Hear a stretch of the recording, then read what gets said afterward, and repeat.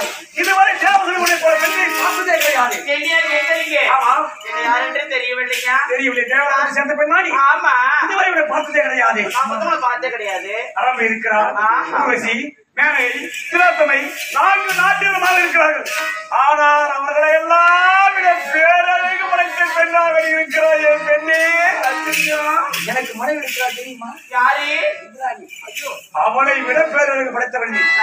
எப்போ உன்னை பார்த்தீங்களோ பொண்ணுலக வேந்தராகி தேவேந்திரன் எனக்கு கட்சியெடுத்து முத்தம் முடியாது. ஓடி வந்து ஒரே ஒரு முத்தம் முடியாதுங்க. முடியாது என்ற வார்த்தைக்கு இடமே கிடையாது. வேண்டாம், என்னை விட்டுடுங்க. பொண்ணுலக வேந்தன் ஏழைக்கு தலைவன் நானே தேடி வந்து ஒரு முத்தம் கேட்கிறேன் என்றால் கிடைக்காமல் போகலாம். வேண்டாம் சுவாமி.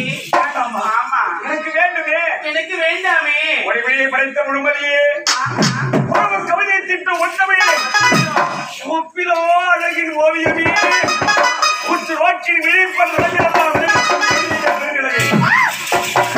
நதிகள் தங்கமோ முத்தமிழ் கலரி கண்ணசலை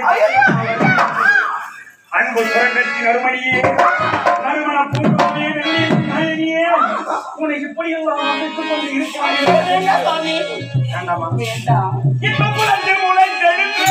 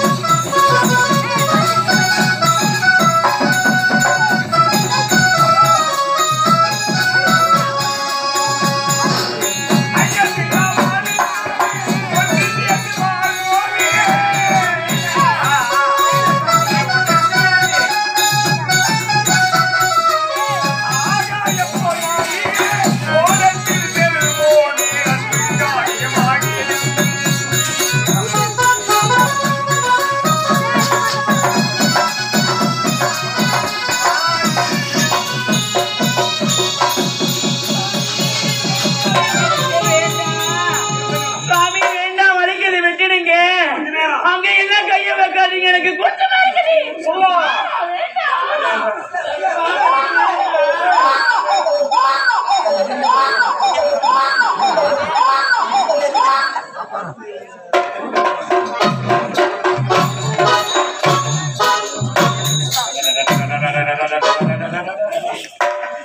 இன்பமெல்லாம் இப்படி அல்லவா இருக்கிறேன். இப்பேற்பட்ட அழகு படுத்தப்பட்டு இதுவரை நான் சேர்ந்ததே கிடையாது. ஆமா, நான் பேசிக் கொண்டிருப்பது இதுவரை யாராவது பார்த்திருப்பார்களா? யாரும் பார்த்திருக்க மாட்டார்கள். ஏனென்றால் பொன்னுலகத்திற்கு வேண்டும் தேவருக்கெல்லாம் தலைவன் நானே இப்பேற்பட்ட வேலையை செய்வதை நாட்டு மக்கள் பார்த்து விட்டால் கேவலமாக போய்விடும். வந்த வழி பார்த்து உள்ளே சென்று விடலாம்.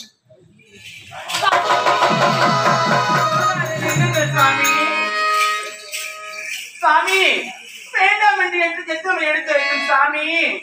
எனக்கு ஒரு அழகான ஆண் குழந்தை பிறந்து பேசுகிற. ஆமா பெண்ணே, என்ன யாரு இதுவரை நான் பார்த்ததே கிடையாது.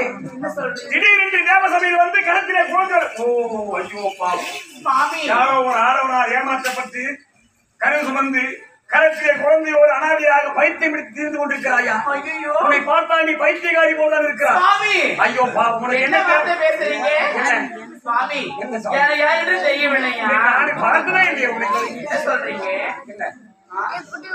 அந்த பெண்ணு ஆமா இருவரும் சேர்ந்து கட்டி பிடித்து ஆமா முத்தம் கொடுத்தோமே. ஆமா குழந்தை கொடுத்துட்டா. ஆமா சுவாமி, குழந்தை ஆண் குழந்தை சுவாமி.